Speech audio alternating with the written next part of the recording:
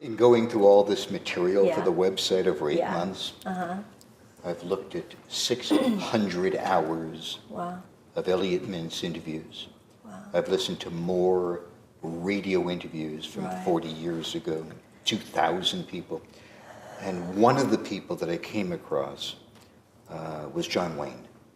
And I was listening to the John Wayne interview. I was raised on John Wayne movies. He was the ultimate cowboy. And I did this, I went out to his house and spent an hour and a half with him. He said, stick over and have lunch with me. And he had franks and beans on the table, and his wife was there and a couple of kids. And then he went back into the room and said, you turn on that tape recorder, boy, and we'll talk a little bit longer. I kind of like the way you look. Mm-hmm. Hair's a little long for me. Yeah, he was a real conservative. Yep. Real hawk. And we talked. And, I just did the John Wayne interview, but from my perspective, about his regrets. And I came across the tape. I hadn't heard it in 35 Wow, that's years. fascinating. It was just part of the stuff Yeah. that came back from the digitalizing people. So I rolled off that portion of the tape. And I found, through my sources, who his son was. And I sent him a little note saying, look, among the other things I found in my treasure trove, this was about an afternoon I spent with your dad at his home. I don't know if you ever heard it. I'd like you to have it as a present.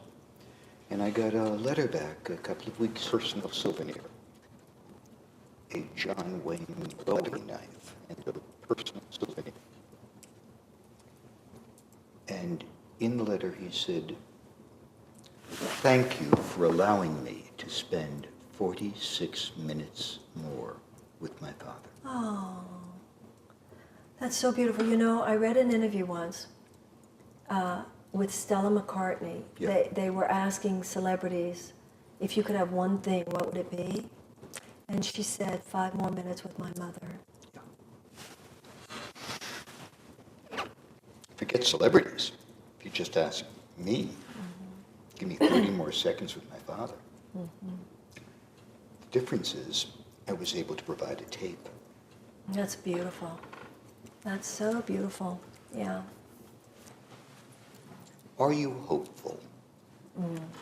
About the world or about my life?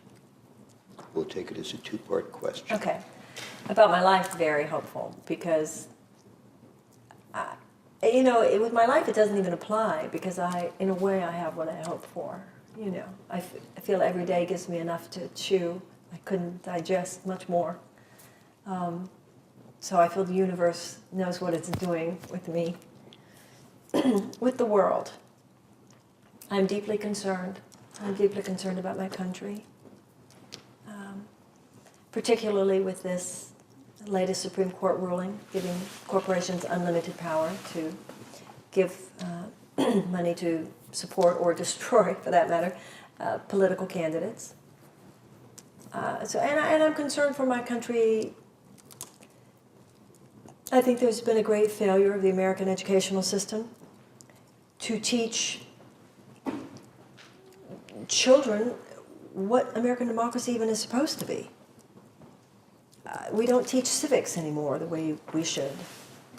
I think too many people don't really know the history of our country and the Constitution and the Bill of Rights and really where it all came from, what it was meant to be about. And the story has become so perverted in a way. And that concerns me greatly. Because I do believe this is the last best hope for mankind, and I'm concerned. But even there, I am hopeful. I think hope is a moral imperative. And as I said earlier, I think there's enough historical evidence and mythological lore that suggests that hope is ultimately reasonable. There's a line in the Course of Miracles where it says, love restores reason and not the other way around. But I think some sorrowful times could be upon us.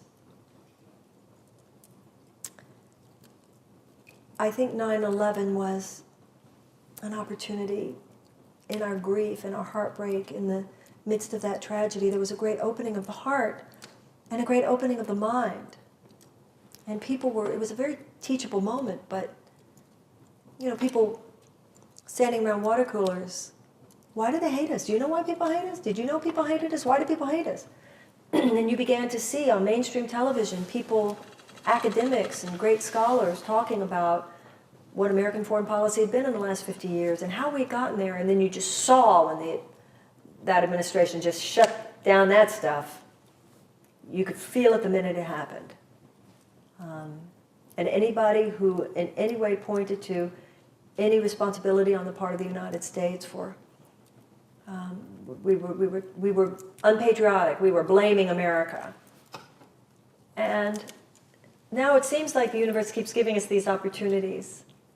And I think with the election of President Obama, clearly, you saw in our country and around the world such a yearning, such a desire to open into a new space of possibility. Now we're living in a time of a year into his presidency of a lot of question about whether the conduct of this presidency so far is really a container for that yearning. But as you and I said earlier, we wish him well and hope for that. But it's also what has happened this first year of you and I speak after 1 year of the Obama presidency. It's certainly already proof that we can't just deposit all of our hopes and dreams in one man, no matter who he is. Right. So it'll come out of the blue, because the blue is a symbol for pure potentiality. And one of the things that my career has given me that's a great blessing and a great privilege is I travel so much. And it has given me a real vantage point, boy. I feel very fortunate. And I have a real deep pulse, sense of this yearning that I feel in my own heart, but that I sense in people everywhere in this country and around the world.